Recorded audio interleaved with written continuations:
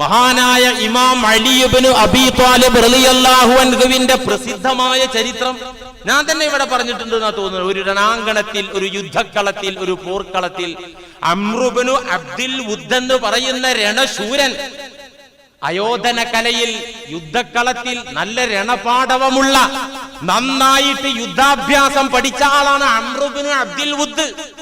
മുശ്രിക്കാണ് ആള്.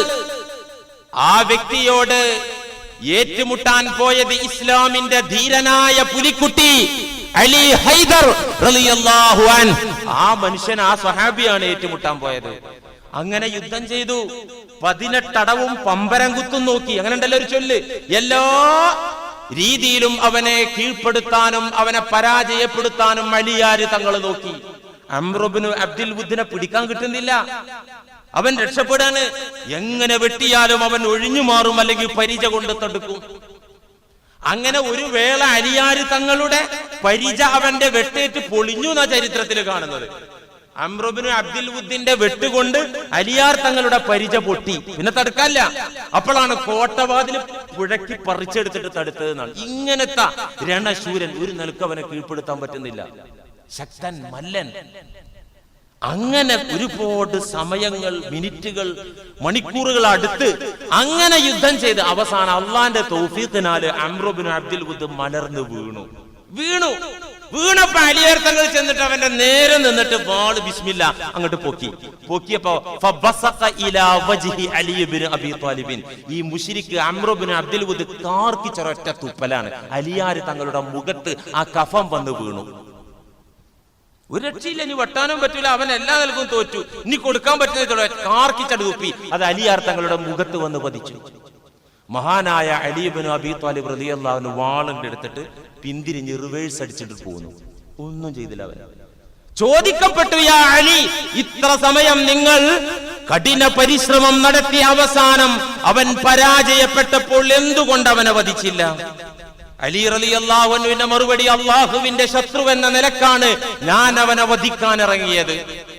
അള്ളാഹുവിന്റെ ശത്രു എന്ന നിയത്തോടുകൂടെയാണ് ഞാൻ അവനെ വെട്ടാൻ ഒരുങ്ങിയത്. അവൻ എന്റെ മുഖത്ത് തുപ്പിയതോടെ അവൻ എന്റെ ശത്രുവായി മാറി. എന്റെ ശത്രുവിനെ ഞാൻ വധിക്കുന്ന പ്രശ്നമില്ല. ഞാൻ അള്ളാഹുവിന്റെ ശത്രുവിനെ മാത്രമേ വധിക്കുകയുള്ളൂ. അവൻ എന്റെ മുഖത്ത് കാർക്കിച്ചു തുപ്പിയപ്പോൾ അവൻ എന്റെ ശത്രുവായി. എനിക്കവനോട് വെറുപ്പായി. അത് വ്യക്തിപരമായ വൈരാഗ്യവും വെറുപ്പുമാണ്. അത് അള്ളാഹുവിന് വേണ്ടിയുള്ള കൊലയാവുകയില്ലല്ലോ. അതുകൊണ്ട് ഞാൻ പിന്തിരിഞ്ഞു പോന്നു. അപ്പോ ഗീബാദത്തിൽ നിയ്യത്ത് നന്നാകണം. ഗീബത്ത് പറയേണ്ടി വരുന്ന സമയത്ത് അത് പറയുകയാണെങ്കിൽ അവിടെ നിയ്യത്ത് നന്നാകണം. അവിടെ ഫസാദ് പറ്റൂല, ഫിത്ന പറ്റൂല, സ്വാർത്ഥ താല്പര്യം പറ്റൂല. ഇതൊക്കെ സൂക്ഷിക്കേണ്ട കാര്യമാണ്. ദീർഘിപ്പിക്കുന്നില്ല, വിവരിക്കാൻ സമയമല്ല. വകദാലിക മനിഷ്തറാ മംലൂകൻ. മുഅ്മിനീങ്ങൾക്ക്, മുസ്ലിമീങ്ങൾക്ക് അപായം വരുന്നത് കണ്ടാൽ, മറ്റാരുടെ കുറ്റം പറയേണ്ടി വന്നാലും അത് പറഞ്ഞിട്ടായാലും മുഅ്മിനിനെ രക്ഷപ്പെടുത്തണം, മുസ്ലിമിനെ രക്ഷപ്പെടുത്തണം. ഇവിടെയാണ് ഗീബത്ത് അനുവദിച്ചത്. വകദാലിക മനിഷ്തറാ മംലൂകൻ. ഒരാൾ ഒരു അടിമയെ വാങ്ങി. ഇതിപ്പോ അടിമല്ലല്ലോ, അതുകൊണ്ട് അത് ചർച്ചയാക്കണ്ട. ഒരു സർവന്റിനെ നോക്കി. അങ്ങനെ ഉണ്ടല്ലോ, സർവന്റിനെ നോക്കുമ്പോ ശ്രദ്ധിക്കണം. ഭക്ഷണത്തിൽ മയക്കുമരുന്നൊക്കെ കലക്കിയിട്ട് ആഭരണം കടിച്ചു കൊണ്ടുപോയ എത്ര പത്രവാർത്തകൾ വന്നിട്ടുണ്ട്. വകദാലിക മനിഷ്തറാ മംലൂകൻ. ഒരു സർവന്റിനെ തപ്പി ഇറങ്ങി. വഖദ് അറഫ്തഹു. നിനക്കറിയാം ഈ സർവന്റ്, ഈ വേലക്കാരൻ, ഈ വ്യക്തി ബിസ്സരിഖത്തി ഔ ബിൽ ഫിസ്ഖി ഔ ബിഐബിൻ ആഖിർ. ആള് കള്ളനാണ്, മോഷണം നടത്തുന്ന ആളാണ്, അല്ലെങ്കിൽ കള്ളുകുടിയനാണ്, അല്ലെങ്കിൽ വേറെന്തെങ്കിലും തമ്മാടിത്തരമുള്ള ആളാണ് എങ്കിൽ ഫലക അൻ തദ്കുറ ദാലിക. അത് നീ സ്വീകരിക്കാൻ, സർവന്റിനെ സ്വീകരിക്കാൻ വരുന്ന ആളോട് തുറന്നു പറയണം. ഫഇന്ന ഫീ സുകൂതിക ലററുൽ മുശ്തരി. നീ അത് മൂടി വെച്ചാൽ, നീ അത് പറയാതിരുന്നാൽ ഇവനെ കൊണ്ട് നിരപരാധികളായ ആളുകൾക്ക് ബുദ്ധിമുട്ടുണ്ടാകും, മറ്റുള്ളവർക്ക് പ്രശ്നമുണ്ടാകും. അതുകൊണ്ട് ഇയാള് ശരിയല്ല, ഈ കൂലിപ്പണിക്കാരൻ ശരിയല്ല, ഈ സ്റ്റാഫ് ശരിയല്ല, ശരിയല്ലെങ്കിൽ ശരിയല്ല എന്ന് പറഞ്ഞ് ഉണർത്തുന്നത് നന്നായിരിക്കും. അതൊരു പ്രധാനപ്പെട്ട, ഞാൻ പെട്ടെന്ന് പറഞ്ഞു പോവാണ്, കാരണം ഇത് ഓരോന്നും വിശദീകരിക്കുന്ന കുറെ സമയം, നമ്മുടെ സമയം അത്ര വിശാലമായ സമയമല്ലല്ലോ. വിവാഹാലോചന നടത്തുമ്പോൾ അതിനെ ആലോചിക്കാൻ വേണ്ടി, വിവരം ആരായാൻ വേണ്ടി നമ്മുടെ പക്കൽ ആള് വന്നാൽ, അയൽവക്കത്തെ കേസാണ്. പയ്യനെ കുറിച്ച് ചോദിച്ചു, പെൺകുട്ടിയെ കുറിച്ച് ചോദിച്ചു. അങ്ങനെ ചോദിക്കുമ്പോൾ ഉള്ള വലിയ കുഴപ്പങ്ങൾ പറയാം. എന്ത് ശരിക്കും ശ്രദ്ധിക്കണം, ഉള്ള വലിയ കുഴപ്പം, ചെറിയ എന്തോ ഒരു വൈകല്യമുണ്ട്, അത് പർവ്വതീകരിച്ച് പറയാൻ പാടില്ല. ഏതായാലും ഹലാലായ ഒരു ചാൻസ് അല്ലേ, കിട്ടിയ ചാൻസ് ആണ് ഉപയോഗിക്കുക എന്ന് പറഞ്ഞിട്ട് അതങ്ങോട്ട് വലുതാക്കി വീർപ്പിച്ച് പാര വെക്കുക. കല്യാണം മുടക്കികൾ എല്ലാ നാട്ടിലും ഉണ്ടല്ലോ, അങ്ങനെ ഉണ്ട്. കല്യാണം മുടക്കുക അതൊരു രസമാണ്. അങ്ങനെ ഒരു ടീം പല സ്ഥലത്തും അതിനെതിരെ യുവാക്കൾ സംഘടിച്ച് കൈകാര്യം ചെയ്ത കാര്യമൊക്കെ ഉണ്ട്. കാരണം ഈ യുവാക്കൾ ഒരാളെ ചട്ടം കെട്ടി, എന്നിട്ട് ഇങ്ങനെ കല്യാണാലോചനക്ക് വരുന്ന മാതിരി ഇങ്ങനെ ചെന്നിട്ട് ഈ മുടക്കികളെ മുന്നിൽ ചെന്നിട്ട് ചോദിക്കുമ്പോ ഇവർ ഇല്ലാത്ത കള്ളത്തരം പറയും. അപ്പൊ ഇവരുണ്ട് വരും, എവിടുന്ന് കള്ളുപിടിക്കണോ നീ കണ്ട്, ഞാൻ കള്ളൻ എവിടുന്ന് മോഷ്ടിച്ചാ നീ കണ്ട്, എന്നിട്ട് കൊടുത്തു. അതങ്ങനെ തീർത്ത സംഭവമൊക്കെ ഉണ്ട്. അപ്പോ ഈ നിലയ്ക്ക് ചെറിയ പ്രശ്നങ്ങള്, അയൽവാസി പെൺകുട്ടി അയൽക്കാരനായ ഒരു യുവാവിനോട് ഒരിക്കൽ സംസാരിക്കുന്നത് കണ്ടിട്ടുണ്ട്. ഈ കുട്ടിക്ക് കല്യാണം, അവളാള് ശരിയല്ല, അങ്ങനെ പറയേണ്ട കാര്യമില്ല. ചെറിയ പ്രശ്നം മനുഷ്യ സഹജമായിട്ടുണ്ടാവുമല്ലോ. അപ്പൊ അതൊക്കെ മൂടി വെച്ച് വലിയ കുഴപ്പങ്ങൾ, വലിയ കുഴപ്പം എന്ന് പറഞ്ഞാൽ അവള് മറ്റൊരാളൊപ്പം ചാടി പോയിട്ടുണ്ട്, അല്ലെങ്കിൽ പയ്യനാണെങ്കിൽ അവന് വെള്ളവും പുല്ലൊക്കെ ഉപയോഗിക്കുന്ന കൂട്ടത്തിൽപ്പെട്ട ആളാണ്. ഇങ്ങനെയൊക്കെയുള്ള പ്രശ്നം ഉണ്ടെങ്കിൽ എന്താ ചെയ്യാ? അതങ്ങോട്ട് ക്ലാസ് എടുക്കല്ല. അവിടെ ഉണ്ട് ഒരു മര്യാദ. ഇവിടെ വരൂ, നിങ്ങളിപ്പോ കല്യാണാലോചിക്കാൻ വന്നാലേ ഈ പെണ്ണ് ഈ മറ്റു മതസ്ഥന്റെ കൂടെ ചാടി പോയിട്ട് 1.5 മാസം 4 മണിക്കൂറും 3 മിനിറ്റും താമസിച്ചിട്ടുണ്ട്. ഇങ്ങനൊന്നും പറയേണ്ട കാര്യമില്ല. ഇങ്ങനെ ഒരു കേസ് വന്നാൽ, അന്വേഷിക്കാൻ വേണ്ടി വന്നാൽ ഒറ്റ വാക്കിൽ മറുപടി വരാം, കുറ്റം വിശദീകരിക്കരുത്. ഇമാം ഗസാലി പറഞ്ഞ ഭാഷ എങ്ങനെ, ലാ തുസ്ലഹു ലക, അതോ അത് നിനക്ക് പറ്റൂല, നിന്റെ ഫാമിലി എനിക്കറിയാലോ, ഇവരിതും എനിക്കറിയാം, അതുകൊണ്ട് ലാ തുസ്ലഹു ലക, നിനക്കത് പറ്റൂല. കാര്യമൊന്നും നീ ചോദിക്കണ്ട, കാര്യമൊന്നും നീ പോസ്റ്റ്മോർട്ടത്തിന് ഒരുങ്ങേണ്ട സുഹൃത്തെ, നിനക്കത് പറ്റൂല. അല്ലെങ്കിൽ നമുക്ക് വേറൊന്ന് നോക്കിയാൽ പോരെ, അതായിരിക്കൂലേ നല്ലത്. അല്ലെങ്കിൽ എന്നോട് ചോദിക്കരുത്, കാരണം എനിക്ക് പറയാൻ വിഷമമുണ്ട്. വേറെ ആരോടെങ്കിലും ചോദിച്ചോ, അത്ര മതിയല്ലോ, ഈ പാർട്ടി മടങ്ങിപ്പോ അത്ര മതിയല്ലോ, ഈ കുറ്റങ്ങൾ ഓരോന്നായിട്ട് എണ്ണി പറയേണ്ട ആവശ്യമില്ലല്ലോ. ഇങ്ങനെ അത്യാവശ്യ ഘട്ടങ്ങളിൽ ഈ നിലക്ക് ഗോപ്യമാക്കി സംസാരിക്കുക, അതാണ് ദീനുൽ ഇസ്ലാം പറഞ്ഞത്. ഇതൊക്കെ അനുവദിച്ച സംഗതിയാണ്. പക്ഷെ ഇതൊന്നും മിസ്യൂസ് ചെയ്യരുത് കേട്ടോ, ഇതൊക്കെ അപകടമാണ്. മിസ്യൂസ് ചെയ്താൽ അള്ളാഹു ചോദിക്കും. സത്യസന്ധമായിട്ട് ഉള്ള കാര്യങ്ങൾ അത് അവരോട് ഉണർത്തുക, അതിന് കുഴപ്പമില്ല. വകദാലികൽ മുസ്തശാറു ഫീ ഈദാഇൽ അമാനത്തി, ഒരാളെ വിശ്വസിക്കാൻ പറ്റുമോ എന്ന് വേണ്ടപ്പെട്ട ഒരാൾ വന്ന് ചോദിച്ചു. അബ്ദുറഹ്മാനെ ബിസിനസ്സിൽ പാർട്ണറാക്കാൻ പറ്റുമോ? എന്റെ കയ്യിൽ ഒരു 10 ലക്ഷം രൂപ വന്നിട്ടുണ്ട്, തൽക്കാലം അവനെ ഏൽപ്പിക്കാൻ പറ്റുമോ? അല്ലെങ്കിൽ കടമുറി അവന് വാടകക്ക് കൊടുക്കാൻ പറ്റുമോ? ആളെങ്ങനെ ഉണ്ട്?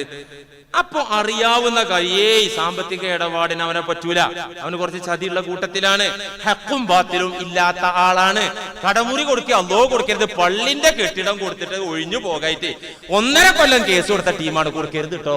പറയാ കുഴപ്പമില്ല, പറയാ. കാരണം എന്താ? ഇത്തരത്തിലുള്ള അപകടങ്ങളിൽ മറ്റുള്ളവർ നിരപരാധികൾ പെടാതിരിക്കാൻ വേണ്ടി ഈ ഈദാഉൽ അമാനത്ത്, വിശ്വാസത്തെ കുറിച്ച് ചോദിക്കുമ്പോൾ അനിവാര്യമായ വേളകളിൽ എന്താകാ അത് പറയാ. ഇതിനൊക്കെന്താ തെളിവ്? നബി സല്ലല്ലാഹു അലൈഹി വസല്ലമ പറഞ്ഞു, നിങ്ങൾ തെമ്മാടികളുടെ തെമ്മാടിത്തരങ്ങൾ ചിലപ്പോൾ നിങ്ങൾ പുറത്ത് പറയേണ്ടി വരും, നിങ്ങൾ അത് മൂടി വെക്കരുത്. കൊടും തെമ്മാടികളെ കുറിച്ച് കുറ്റം പറയാൻ നിങ്ങൾ എന്തിനാ പേടിക്കുന്നത്? അവരെ കുറ്റൊക്കെ കുറച്ച് നിങ്ങൾ പുറത്തേക്ക് കൊണ്ടുവരൂ. ജനങ്ങളൊന്ന് അറിഞ്ഞിരിക്കട്ടെ.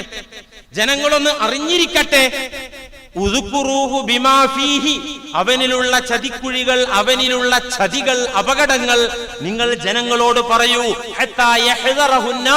ജനങ്ങൾ ഒന്ന് കരുതിയിരിക്കട്ടെ, ജനങ്ങളൊന്ന് ജാഗ്രത പാലിക്കട്ടെ, അവന്റെ കാര്യത്തിൽ ഒരു സൂക്ഷ്മത വരട്ടെ. അതിനുവേണ്ടി നിങ്ങൾ പറയുക, പറയാൻ നിങ്ങൾ നാണിക്കണ്ട, പറയാൻ നിങ്ങൾ പേടിക്കണ്ട എന്ന് നബി സല്ലല്ലാഹു അലൈഹി വസല്ലം. അതുകൊണ്ട് ജ്ഞാനികൾ പറഞ്ഞു, സലാസത്തുൻ ലാ ഗീബത ലഹും, 3 പാർട്ടിക്കാര്, അവരെ ഗീബത്ത് പറഞ്ഞാലും അത് ഹറാമല്ല. അൽ ഇമാമുൽ ജാഇറു, അക്രമിയായ ഭരണാധികാരി. ഇപ്പൊ ഒരാള് ഭരിക്കാൻ കസേരയിൽ കയറിയിരുന്നു, അയാള് ഒരു ഗീബത്തും പറയാൻ പറ്റൂല എന്ന് വെച്ചാല് കുടുങ്ങൂലേ? അയാളാണ് കട്ടുമുടിച്ച് ഖജനാവ് മുഴുവൻ, അല്ലെ? ഇപ്പൊ ഇലക്ഷൻ വരാൻ പോവാണ്. അപ്പോ രാഷ്ട്രീയ പാർട്ടിക്കാര്, മറു പാർട്ടിക്കാരെ, പ്രതിപക്ഷത്തെ കുറ്റം പറയാ. ഉള്ള കുറ്റം വോട്ടർമാരോട് പറഞ്ഞിട്ട് എന്താകാം? വോട്ട് മേടിക്കാൻ കുഴപ്പമില്ല. ഇല്ലാത്ത നുണ പറഞ്ഞിട്ട്, ചതി പറഞ്ഞിട്ട് അത് മുസ്ലിമീങ്ങൾക്ക് പറ്റൂല, ആര് ചെയ്താലും ശരി. ഇമാമുൽ ജാഇർ, അക്രമിയായ ഭരണാധികാരി. ഭരണാധികാരി മാത്രല്ല, വൽ ഖാലിൽ ജായിർ, അക്രമിയായ ഖാലിയർ. ഖാലിയർ എന്ന് ഇസ്ലാമിക ഭാഷയിൽ പറഞ്ഞ ആരാ? ജഡ്ജി. ഈ ജഡ്ജിനെ കുറ്റം പറഞ്ഞാൽ കുഴപ്പമില്ല, അക്രമിയാണെങ്കിൽ ഈ നിലയ്ക്ക് ചിന്തിക്കുമ്പോ ഹൈക്കോടതി ജഡ്ജി കമാൽ പാഷയെ ഒരൽപ്പം ഗീബത്ത് പറയൽ അനുവദനീയമാണ്, അനിവാര്യമാണ് ഈ സാഹചര്യത്തിൽ എന്ന് തോന്നുന്നു. അനുവദനീയം മാത്രമല്ല, അനിവാര്യം. എന്തുകൊണ്ടത്? പത്രമാധ്യമങ്ങൾ കാണുന്നവർക്കറിയാം, കുറെ നാളുകളായി ഈ മാന്യദേഹം ആളാകാൻ വേണ്ടി ഓരോ പ്രസ്താവന നടത്തിക്കൊണ്ടിരിക്കുകയാണ്. നിങ്ങൾക്കറിയാം, കോടതിയുടെ പരാമർശം എന്ന് പറഞ്ഞ് രാഷ്ട്രീയക്കാർക്ക് നേരെയിരുന്നു വാള്. ആയിക്കോട്ടെ, അതെന്തോ ആകട്ടെ.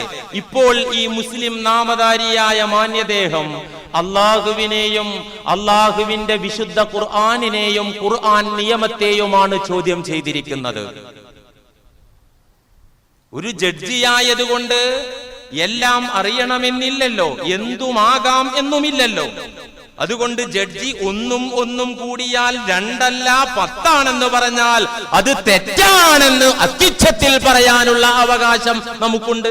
ചുംബൻ എന്നൊന്നും വിളിക്കണ്ട, അതാണല്ലോ മര്യാദക്കേട്, അല്ലേ? ന്യായക്കേട്, അബദ്ധം പറഞ്ഞാൽ അത് ചോദ്യം ചെയ്യാൻ ഈ രാജ്യത്തുള്ള പൗരന്മാർക്ക് എന്തുണ്ട്? അനുവാദമുണ്ട്. അത് കോടതിയെ ലക്ഷ്യം മാങ്ങാപ്പിലയിൽ വരാനില്ല. മണ്ടത്തരം വിളിച്ചു പറഞ്ഞാൽ അത് മണ്ടത്തരാന്ന് തിരുത്താൻ ഈ രാജ്യത്ത് നമുക്ക് അതിന് ചോദിക്കാൻ അവകാശമുണ്ട്. പ്രിയമുള്ള സഹോദരന്മാരെ, ഒരു ജഡ്ജിന്റെ പണിയെടുത്താ പോരെ? ഒരു ജസ്റ്റിസ് അയാളെ പണിയെടുത്താ പോരെ? അതെന്താ? വക്കീലന്മാര് വാദിക്കും, അല്ലെങ്കിൽ അന്യായക്കാരനും വാദ്യം പ്രതിയൊക്കെ വരുമ്പോ അവര് വാദിക്കും. അവരെ വാദം നോക്കിയിട്ട് ലോ പോയിന്റ് അനുസരിച്ച് ജഡ്ജ്മെന്റ് വിധിച്ചാ പോരെ? ഇതല്ലേ ഈ നാട്ടിൽ നടക്കുന്ന ആവശ്യമില്ലാത്ത മതപണ്ഡിതന്മാര് പറയേണ്ട കേസ് ഇങ്ങനെ എന്തിനാ പറയേണ്ട ആവശ്യം?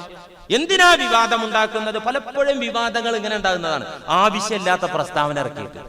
ഈയിടെ ഒരു നിലവിളക്ക് വിവാദം പുകഞ്ഞല്ലോ കേരളത്തിൽ. ഞാൻ അന്ന് ബോധപൂർവ്വം അത് പറയാതിരുന്നതാണ്. നിലവിളക്ക് വിവാദം എന്തേ അതുണ്ടാകാൻ കാരണം? അത് അനാവശ്യമായൊരു ഫത്വയാണ്. ഏത് ഫത്വ? ഒരു സിനിമാ നടന്റെ ഫത്വ. ഒരു മുസ്ലിം മന്ത്രി ഒരു ഉദ്ഘാടന വേളയിൽ നിലവിളക്ക് കൊളുത്തി ഉദ്ഘാടനം ചെയ്യണമെന്ന് സംഘാടകർ പറഞ്ഞപ്പോ മുസ്ലിം മന്ത്രി പറഞ്ഞു, അത് എന്റെ ആദർശത്തിന് നിരക്കൂല, എന്റെ വിശ്വാസത്തിന് അത് എതിരാണ്, അതുകൊണ്ട് നിലവിളക്ക് കൊളുത്തി ഞാൻ ഉദ്ഘാടനം ചെയ്യൂല എന്ന് പറഞ്ഞപ്പോൾ ഒരു മുസ്ലിമായ സിനിമാ നടൻ വന്നിട്ട് ഒരൊറ്റ ഫത്വ. എന്താ നിലവിളക്ക് കൊളുത്തിയാല്? ഞാനൊരു മുസ്ലിമാണ്, ഞാൻ 5 നേരം നിസ്കരിക്കുന്ന ആളാണ്, ഞാൻ കുളത്തിലുണ്ടല്ലോ, എന്നിട്ട് ഇപ്പൊ എന്താ കുഴപ്പം? അങ്ങേരെ സിനിമാ ഫീൽഡ് നോക്കിയാ പോരെ? ഈ ഫത്വ കൊടുക്കാൻ അവിടെ മതപണ്ഡിതന്മാരും പണ്ഡിത സഭകളും എല്ലാം ഉണ്ടല്ലോ, അവര് നോക്കിക്കോട്ടെ. ആവശ്യമില്ലാത്ത ഫത്വ എന്തിനാ പുറപ്പെടുവിക്കുന്നത്? അല്ലേ? സത്യത്തിൽ എന്താ ഈ നിലവിളക്ക്? അത് ഹൈന്ദവാചാരമാണ്, അത് അഗ്നി ആരാധനയുടെ ഭാഗമാണ്, അത് ദീപാരാധനയാണ്. അത് ഹൈന്ദവർ ഒരു സംരംഭത്തിന് തുടക്കം കുറിക്കുമ്പോൾ ദീപാരാധനയിലൂടെ അവർ ഉദ്ഘാടനം ചെയ്യുന്നു. നമ്മൾ ബിസ്മി ചൊല്ലി ഫാത്തിഹ സൂറത്ത്, അതൊരാരാധനയാണല്ലോ. ഈ നിലക്ക് ഉദ്ഘാടനം ചെയ്യുന്നത് പോലെ ഹൈന്ദവർ അവർ അഗ്നി പൂജയുടെ ഭാഗമായി ചെയ്യുന്ന ഏർപ്പാടാണ്. അതുകൊണ്ട് മുസ്ലിമിന് അത് പറ്റൂല. ഇത് പറയുമ്പോൾ അസഹിഷ്ണുതല്ലേ, ഇത് വർഗീയതല്ലേ? ഇന്ത്യ രാജ്യത്ത് ഇതൊക്കെ പറയാൻ പറ്റുമോ? പറയാലോ. ഓരോരുത്തർക്കും അവരവരുടെ വിശ്വാസപ്രകാരം ജീവിക്കാലോ, ആചാരാനുഷ്ഠാനങ്ങൾ ആചരിക്കാലോ, അല്ലേ? നേരെ മറിച്ച് ഇത് അങ്ങോട്ടും ഇങ്ങോട്ടും അടിച്ചേൽപ്പിക്കുമ്പോഴാണ് അസഹിഷ്ണുത വരുന്നത്. നമ്മൾ ബിസ്മി ചൊല്ലി ഫാത്തിഹ ഓതി ഉദ്ഘാടനം ചെയ്യുന്നു, അവർ നിലവിളക്ക് കൊളുത്തി ഉദ്ഘാടനം ചെയ്യുന്നു. അവരവരെ റൂട്ടിന് പോട്ടെ, നമുക്ക് നമ്മുടെ റൂട്ടിന് പോകാം. നേരെ മറിച്ച് ഞങ്ങൾ ചെയ്യുന്ന ബിസ്മിയെ പറ്റുള്ളൂ, നിങ്ങൾ നിലവിളക്ക് കൊളുത്താൻ പറ്റൂല എന്ന് അവരോടും, അവർ നമ്മോട് ഇന്ത്യൻ പൈതൃകവും ഇന്ത്യൻ സാഹചര്യവും അനുസരിച്ച് നിലവിളക്ക് മുസ്ലിമീങ്ങളും കൊളുത്തണമെന്ന് അവരും ആശ പിടിക്കുമ്പോഴാണ് അസഹിഷ്ണുത ഉണ്ടാകുന്നത്, വർഗീയത ഉണ്ടാകുന്നത്. മതേതരത്വം എന്ന് പറഞ്ഞാൽ എന്താ? എന്റെ വിശ്വാസപ്രകാരം എനിക്ക് ജീവിക്കാം, നിന്റെ വിശ്വാസപ്രകാരം നിനക്കും ജീവിക്കാം. ഇതാ മതേതരത്വം എന്ന് പറഞ്ഞത്. ഇതാണ് സഹിഷ്ണുത. അതുകൊണ്ട് ഇതിലൊന്നും ഒരു പൊല്ലാപ്പില്ല. ചില ആളുകൾ, നമ്മുടെ കൂട്ടത്തിൽപ്പെട്ട ചില ആളുകൾ വെള്ളം കലങ്ങി കണ്ടപ്പോ, നിലവിളക്ക് വിവാദത്തിൽ വെള്ളം കലങ്ങി കണ്ടപ്പോൾ മീൻ പിടിക്കാൻ നോക്കി. അതെന്താ? ഒരു മന്ത്രി ഇപ്പൊ ഒരു സ്റ്റേജിൽ നിലവിളക്ക് കൊളുത്തുന്ന അത്ര വലിയ പ്രശ്നമുണ്ടോ? ഈ ജാറത്തിന്റെ എന്തോരം നിലവിളക്കുണ്ട്, പള്ളികളിൽ എന്തോരം നിലവിളക്കുണ്ട്, അതൊക്കെ ശിർക്കാണ്, അതാദ്യം മാറ്റ്, എന്നിട്ട് ഇത് പറ. വെള്ളം കലക്കിയിട്ട് മീൻ പിടിക്കുകയാണ്. പള്ളികളിലും ജാറങ്ങളിലുമുള്ള നിലവിളക്ക് അഗ്നി ആരാധനക്കോ ഒരു ആചാരത്തിനോ ഒരു ആരാധനക്കോ വെച്ചതല്ല. അത് സ്മാരകങ്ങൾ നിലനിർത്തുക മാത്രമാണ്. പണ്ട് ബാക്കവി ഇല്ല, ഫൈസി ഇല്ല, ദാരിമി ഇല്ല, ദയൂബന്തി ഇല്ല. അന്ന് പൊന്നാനി വിളക്കത്ത് ഓതിയ ആലിമാണ്. പൊന്നാനി വിളക്കത്തിരുന്നത് അതാ അന്നത്തെ ഡിഗ്രി. ആ വിളക്ക് ഇന്നും പൊന്നാനി വലിയ മസ്ജിദിൽ ചെന്നാൽ നമുക്ക് കാണാൻ പറ്റും. അത് ചെന്ന് കാണുമ്പോ ഒരു കുളിരാണ്. പടച്ചറബേ, പൂർവീകർ എത്ര ആളുകൾ ഇതിന്റെ വെട്ടത്തിൽ ഇരുന്നിട്ട് പഠിച്ചിട്ടുണ്ട്. അതിങ്ങനെ ഓർക്കും. അത് ദീന് വലിയ കാര്യമായിട്ട് കാണുന്നുണ്ട്. പൗരാണിക സ്മാരകങ്ങളെ സംരക്ഷിക്കുക ദീനിനൊരു വിഷയമാണ്. കഅബ മന്ദിരത്തെ അല്ലാഹ് എങ്ങനെ പറഞ്ഞത്? ഫല്യതവഫു ബിൽ ബൈത്തിൽ അതീഖ്, പൗരാണിക ഗേഹം. കഅബയുടെ വലിയൊരു ക്വാളിറ്റി എന്താ? കഅബയുടെ വലിയൊരു പ്രത്യേകത എന്താ? പൗരാണികമാണ്. അത് കാണുമ്പോ ഖലീലുല്ലാഹി ഇബ്രാഹിം നബി അലൈഹിസ്സലാമിനെ നമ്മൾ ഓർക്കുകയാണ്. പുത്രൻ ഇസ്മായിൽ അലൈഹിസ്സലാമിനെ നമ്മൾ ഓർക്കുകയാണ്. ഇങ്ങനെ സ്മരണകൾ, സ്മാരകങ്ങൾ പൊന്നാനിയിൽ ചെന്നാൽ മഹാനായ സൈനുദ്ദീൻ മഖ്ദൂം തങ്ങളെ, അങ്ങനെ ഒരുപാട് ആലിമീങ്ങളെ നമ്മൾ ഓർക്കുകയാണ്. ജാറത്തിങ്കൽ അന്ന് ഇലക്ട്രിക് സൗകര്യമില്ലാത്ത കാലത്ത്, വൈദ്യുതീകരിക്കാത്ത കാലത്ത്, അന്ന് ജാറങ്ങളിൽ ഉപയോഗിച്ചിരുന്ന ആളുകൾ നേർച്ചയായി ഹദിയയായി കൊടുത്തിരുന്ന വിളക്കുകൾ, അതിപ്പോ കരണ്ട് വന്നു, ഇനി ഇവിടെ വെക്കാൻ പറ്റില്ല, ഹറാമാണ് എന്ന് പറഞ്ഞെടുത്ത് വലിച്ചെറിയേണ്ട കേസൊന്നുമില്ല. സ്മാരകം എന്ന നിലക്ക് അവിടെ നിന്നോട്ടെ. ആരും ദീപാരാധന നടത്തുന്നില്ല. അതുകൊണ്ട് വെള്ളം കലക്കി മീൻ പിടിക്കൊന്നും വേണ്ട, അത് അവിടെ ഇരിക്കട്ടെ. വിഷയം തെന്നി മാറിപ്പോയി. അപ്പോ ജഡ്ജി, മഹാനായ ജഡ്ജി ഇപ്പൊ എന്താ പറഞ്ഞത്? ഇസ്ലാമിലെ ത്വലാഖിനെ കുറിച്ചും ബഹുഭാര്യത്വത്തെ കുറിച്ചുമാണ് അദ്ദേഹം വാചാലനായത്. എന്താ അദ്ദേഹം പറഞ്ഞത്? മതധ്യക്ഷന്മാർ പറയുന്നത് കേട്ടൊന്നും സമൂഹം ജീവിക്കാൻ പാടില്ല, കുറച്ചൊക്കെ ചിന്തിക്കണം. അദ്ദേഹം പറയണേ, ഈ മത അധ്യക്ഷന്മാർ എന്താണ് പറയുന്നത് എന്ന് വല്ലപ്പോഴും ഒന്ന് വെള്ളിയാഴ്ച പള്ളിക്കൊക്കെ ഈ കമാൽ പാഷ എന്ന് പേരുള്ള ആള് പോയിരുന്നെങ്കിൽ ഈ വക മണ്ടത്തരം പറയില്ലായിരുന്നു എന്നാണ് എനിക്ക് തോന്നുന്നത്. എന്താവട്ടെ, ത്വലാഖ് ഇഷ്ടം പോലെ സംഭവിക്കാണ്. ഇഷ്ടം പോലെ കെട്ടാം, ഇഷ്ടം പോലെ മൊഴി ചെല്ലാം. ആരാത് പറഞ്ഞത്? ദീനുൽ ഇസ്ലാം ഇക്കാര്യത്തിൽ വെച്ച കർശന ഉപാധി, കർശനമായ നിയമം ലോകത്തൊരു പ്രത്യയ ശാസ്ത്രവും ഒരു നീതി സംഹിതയും ഒരു നിയമാവലിയും ലോകത്തോട് പറഞ്ഞിട്ടില്ല. അത്ര സ്ട്രിക്റ്റ് ആണ് ഇസ്ലാമിൽ വിവാഹവും ബഹുഭാര്യത്വവും വിവാഹമോചനമെന്ന ത്വലാഖും. അത്ര കണിശമാണ്. മുസ്ലിം സമുദായം ചെയ്യുന്നതൊക്കെ ശരീഅത്തിന് ഉത്തരവാദിയല്ല. ശരീഅത്തനുസരിച്ച് ജീവിക്കാത്ത മുസ്ലിമീങ്ങൾ ഇമ്മിനുണ്ട് ഇവിടെ. അതിന് ശരീഅത്തിന്റെ നേരെ കുതിര കയറുന്ന കാര്യമില്ല.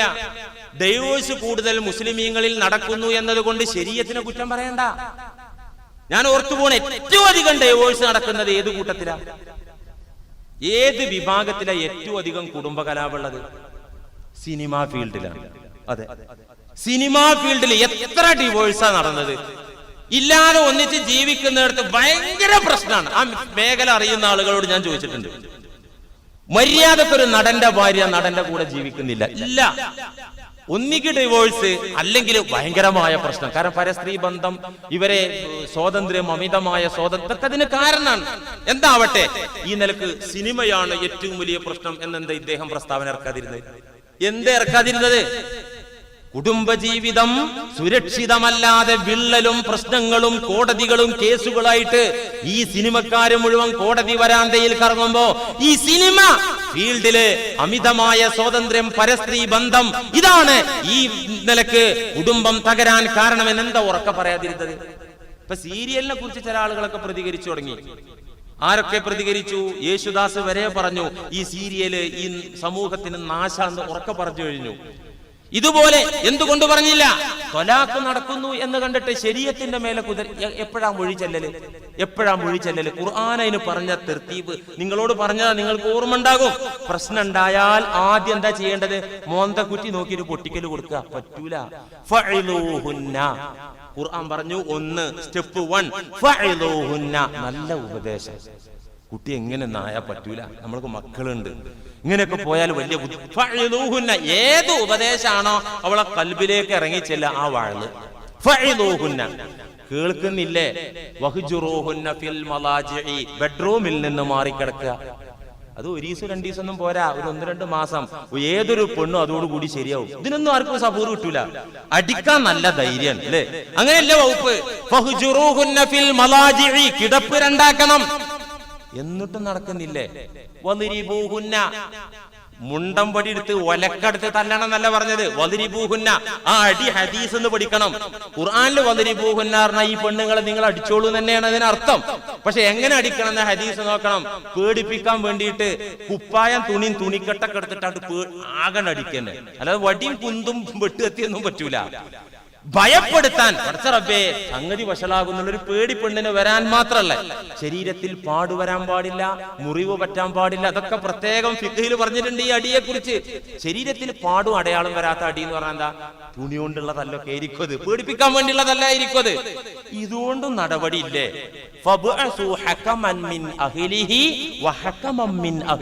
ഖുർആൻ ഭർത്താവിന്റെ കുടുംബത്തിൽ നിന്ന് ഒരു കാരണവരെ, പെണ്ണിന്റെ കുടുംബത്തിൽ നിന്ന് ഒരു കാരണവര്, അല്ലെങ്കിൽ ഒരു മധ്യസ്ഥ സംഘം ഇരുപക്ഷത്തു നിന്നും കൂടിയാലോചനയിലൂടെ പരിഹരിക്കാൻ നോക്കുക.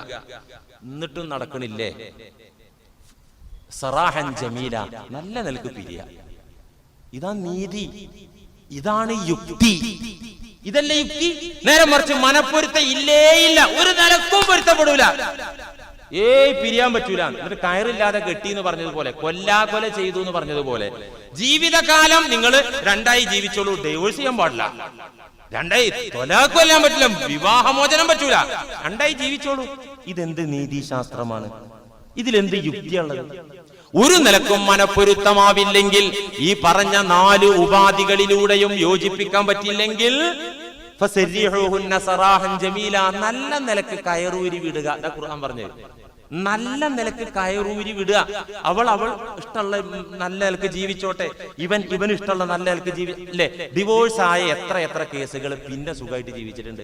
അവൻ റാഹത്താണ്, അവളും റാഹത്ത്, അൽഹംദുലില്ലാ. നേരെ മറിച്ചാണെങ്കിൽ ഇവര് നരകിച്ച് ജീവിക്കല്ലേ.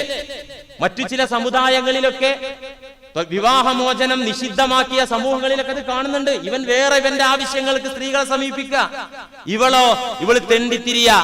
എന്നാൽ ഈ ബന്ധത്തിൽ സത്യത്തിൽ ഭാര്യയും ഭർത്താവ് എന്നുള്ള പേരുണ്ട് താനും. ഇത് നീതിയല്ല, ഇത് യുക്തിയല്ല. അതുപോലെ തന്നെ ബഹുഭാര്യത്വം എന്ന് പറയുന്നത് ഇഷ്ടം പോലെ പെണ്ണ് കെട്ടാമെന്നല്ല. ഇസ്ലാമിലെ ബഹുഭാര്യത്വം എന്ന് പറയുന്നത് നിരുപാധികമല്ല, സോപാധികമാണ്. നിരുപാധികം പാടില്ല, സോപാധികമേ പറ്റൂ. എന്ന് വെച്ചാൽ ഖുർആൻ എന്താ പറഞ്ഞത്? 2, 3, 4 ഒക്കെ പുരുഷന് വിവാഹം കഴിക്കാമെന്ന് പറഞ്ഞിട്ട് വഇൻ ഖിഫ്തും അല്ലാ തഅദിലു, നിങ്ങൾക്ക് അവർക്കിടയിൽ നീതി പാലിക്കാൻ പറ്റില്ലെന്ന ആശങ്കയുണ്ടെങ്കിൽ, പേടിയുണ്ടെങ്കിൽ, ഫവാഹിദ, ഒന്നു മാത്രമേ പാടുള്ളൂ. ശരിക്കും ശ്രദ്ധിക്കണം. നിങ്ങൾക്ക് അവർക്കിടയിൽ തുല്യനീതി കാണിക്കാൻ സാധിക്കില്ലെന്ന ആശങ്കയുണ്ടെങ്കിൽ ഫവാഹിദ, ഒന്നു മാത്രമേ പാടുള്ളൂ. എന്നിട്ട് വേറൊരു ഭാഗത്തല്ല, വലൻ തസ്തതിഉ അൻ തഅദിലു ബൈനൻ നിസാഇ വലൗ ഹറസ്തും, നിങ്ങൾ എത്ര ആഗ്രഹിച്ചാലും പരിശ്രമിച്ചാലും ഒന്നിലധികം ഭാര്യമാരുണ്ടെങ്കിൽ അവർക്കിടയിൽ തുല്യനീതി കാഴ്ചവെക്കാൻ നിങ്ങൾക്ക് സാധ്യമേ അല്ല. രണ്ടും ചേർത്തി വായിച്ചാൽ എന്താകുക? നീതി കാണിക്കാൻ പറ്റൂലേ, നിങ്ങൾക്ക് ഒന്നേ പറ്റുള്ളൂ. മറ്റൊരു ഭാഗത്ത് നിങ്ങൾ എത്ര കൊതിച്ചാലും ആഗ്രഹിച്ചാലും തുല്യനീതി കാഴ്ചവെക്കാൻ, അത് പ്രയോഗവൽക്കരിക്കാൻ നിങ്ങൾക്ക് സാധ്യമേ അല്ല. അങ്ങനെ പറയുന്നത് വലൻ തസ്തതിഉ അൻ തഅദിലു ബൈനൻ നിസാഇ വലൗ ഹറസ്തും, നിങ്ങൾ എത്ര ഹിർസ് വെച്ചാലും കൊതിച്ചാലും നിങ്ങൾ എത്ര പരിശ്രമിച്ചാലും പെണ്ണുങ്ങൾക്കിടയിൽ തുല്യനീതി കാഴ്ചവെക്കാൻ നിങ്ങൾക്കാവില്ല. രണ്ടും ചേർത്തി വായിച്ച ഒന്നേ പറ്റുള്ളൂ. പിന്നെ സോപാധികം ഒന്നിലധികമാകാം. നിന്റെ ഭാര്യ ശാരീരികമോ മാനസികമോ ആയ വൈകല്യങ്ങൾ ഉള്ളവളാണ്. അതുകൊണ്ട് പ്രിയപ്പെട്ട മനുഷ്യ, നീ അവളെ തെരുവിലേക്ക് വലിച്ചെറിയല്ലേ, അവളെ 3 മൊഴിയും ചൊല്ലി വീട്ടിൽ കൊണ്ടുപോയി ആക്കല്ലേ. ശിഷ്ടകാല ജീവിതം അവൾ കണ്ണീർ കയത്തിൽ നീന്തി ജീവിക്കേണ്ടി വരും. അതുകൊണ്ട് മനുഷ്യ, നിന്റെ അത്യാവശ്യത്തിന് അവൾ പറ്റാതെ വന്നാൽ, നിന്റെ വൈകാരിക ശമനത്തിന് അവൾ പറ്റാത്ത ഒരു അവസ്ഥ, അവൾ ശാരീരിക വൈകല്യം വന്നാൽ, മാനസിക കുഴപ്പം വന്നാൽ, അവളെ നിന്റെ ഭാര്യയാക്കി അവളെ നിലനിർത്തി അവൾക്ക് ചുടുചുംബനങ്ങൾ നൽകി അവൾക്ക് വേണ്ട സന്തോഷങ്ങളൊക്കെ വകവെച്ചു കൊടുത്തുകൊണ്ട് നിനക്കൊരു ഭാര്യ, മറ്റൊരു ഭാര്യയെ നിനക്ക് സ്വീകരിക്കാവുന്നതാണ്. ഇതല്ലേ യുക്തി? ഇതല്ലേ നീതി? നേരെ മറിച്ച് ഇവൾ മെന്റലായി, കെട്ടിയൊക്കെ മൂച്ചിപ്രാന്ത്, ഏത് മരുന്ന് കൊടുത്തിട്ടും ഷോക്ക് ട്രീറ്റ്മെന്റ്, കരണ്ട് പിടിപ്പിക്കുന്ന മരുന്ന് വരെ കൊടുത്തു നോക്കി, ട്രീറ്റ്മെന്റ് ഇവൾക്കൊരു കുറവില്ല. ഇവള് വൈരന്റെ തന്നെ ഏത് സമയത്തും എന്താ ചെയ്യാ? മരണം വരെ സഹിച്ചോളണം. അങ്ങനെ യുക്തിയല്ലല്ലോ. ഇവളെ പോറ്റണം, അവൾക്ക് മരുന്ന് കൊടുക്കണം, അവൾക്ക് സംരക്ഷണം കൊടുക്കണം, എല്ലാ തണലും കൊടുത്തിട്ട് ഇവന് മറ്റൊരു ഭാര്യ ആകാം. ഇത് ഇസ്ലാം മാത്രല്ല, മനുസ്മൃതി പറഞ്ഞിട്ടുണ്ട്. മനുസ്മൃതി വട്ടായാൽ എന്നൊന്നുമല്ല പറഞ്ഞത്. മനുസ്മൃതി എന്താ പറഞ്ഞത്? ഒരു പെണ്ണെട്ടി, അവൾ വന്ധ്യയാണ്, കുട്ടികൾ ഉണ്ടാകുന്നില്ല, വേറെ കല്യാണം കഴിക്കാം. അല്ലെങ്കിൽ ഒരാളൊരു കല്യാണം കഴിച്ചു, അതിലെല്ലാം പെൺപിള്ളേരാണ്, ആൺകുട്ടി ഉണ്ടാകുന്നില്ല, വേറെ കല്യാണം കഴിക്കാം. അല്ലെങ്കിൽ ഒരുത്തൻ വിവാഹം കഴിച്ചു, ഉണ്ടാകുന്ന കുട്ടികളൊക്കെ മരിച്ചു പോവാണ്, എന്നാ വേറെ കല്യാണം കഴിക്കാം. മനുസ്മൃതി ഹൈന്ദവ ദർശനമാണ് മനുസ്മൃതി. ഇതൊന്നും ആരും കാണുന്നില്ല. കാണായിട്ടൊന്നുമല്ല, ഇസ്ലാമാണ് വളരുന്നത്, ഇസ്ലാമാണ് അജയ്യം, ഇസ്ലാമാണ് മാങ്ങയുള്ള മാവ്. അതിനെ കല്ലെറിഞ്ഞാലല്ലേ പറ്റുള്ളൂ. മനുസ്മൃതിയിൽ ഇത് പറഞ്ഞിട്ടുണ്ട്. ഒരുപാട് പുരാണങ്ങളിലും ഒരുപാട് വേദഗ്രന്ഥങ്ങളിലും ഇത് പറഞ്ഞിട്ടുണ്ട്. ഇതാണ് യുക്തി, ഇതാണ് നീതി, അതാണ് ഇസ്ലാമും വിശുദ്ധ ഖുർആനും പറഞ്ഞിട്ടുള്ളൂ. ഇഷ്ടം പോലെ കെട്ടാം, തോന്നും വിധം മൊഴിച്ചെല്ലാം. അങ്ങനെ ഏതെങ്കിലും മുസ്ലിമീങ്ങൾ ചെയ്യുന്നുണ്ടെങ്കിൽ ശരീഅത്തിനെ കുറ്റം പറയണ്ട, മതപണ്ഡിതന്മാരെ പഴിക്കണ്ട, മതസഭകളെ വിമർശിക്കേണ്ട ആവശ്യം അതിലില്ല. മതസഭകൾ ഇതിൽ സത്യസന്ധമായ നിലപാടുകളാണ് സമൂഹത്തോട് പറഞ്ഞുകൊണ്ടിരിക്കുന്നത്.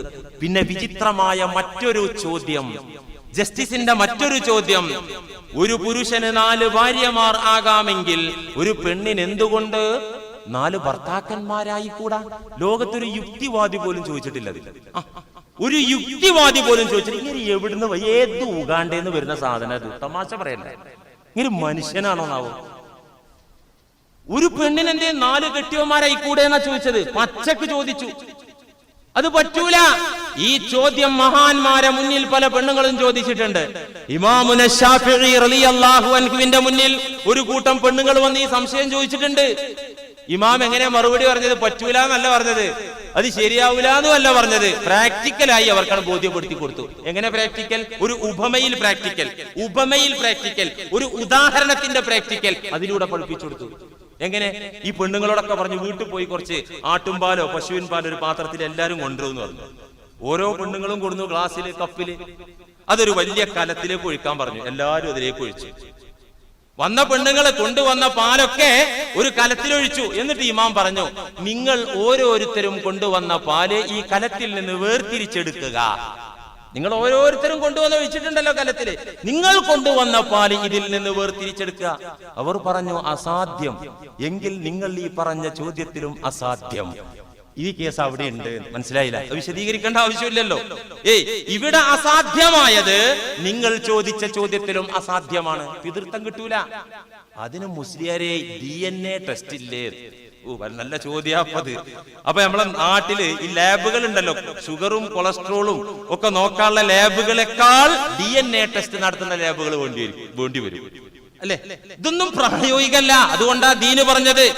മാത്രമല്ല, ജസ്റ്റിസ് കമാൽ പാഷയുടെ നിരുത്തരവാദപരമായ പ്രസ്താവന, അബദ്ധ ജഡിലമായ പ്രസ്താവനയുടെ പ്രത്യാഘാതമാണ് 2 ദിവസം മുമ്പ് മാതൃഭൂമി ദിനപത്രത്തിൽ വന്നത്. അത് മാതൃഭൂമിയിലെ 1-ാം പ്രതിയല്ല, 1-ാം പ്രതി ഈ ജഡ്ജിയാണ്. അങ്ങേരാണ് ഈ വിവാദത്തിന് തിരികൊളുത്തിയത്.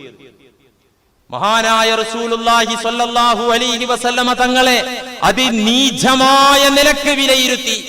മാതൃഭൂമി ദിനപത്രത്തിന്റെ സ്പെഷ്യൽ പേജ്, തൃശൂരിലും കോഴിക്കോടിലും ഇറങ്ങിയ പട്ടണ നഗര പേജിൽ വളരെ മോശപ്പെട്ട സ്ത്രീ ലംഘടൻ എന്ന തരത്തിൽ പുണ്യ ഹബീബിനെ വിമർശിച്ചു. അതെന്ത് എന്ന് പറയാൻ പോലും നമ്മുടെ നാവ് കൊണ്ട് നമുക്ക് പറ്റൂല.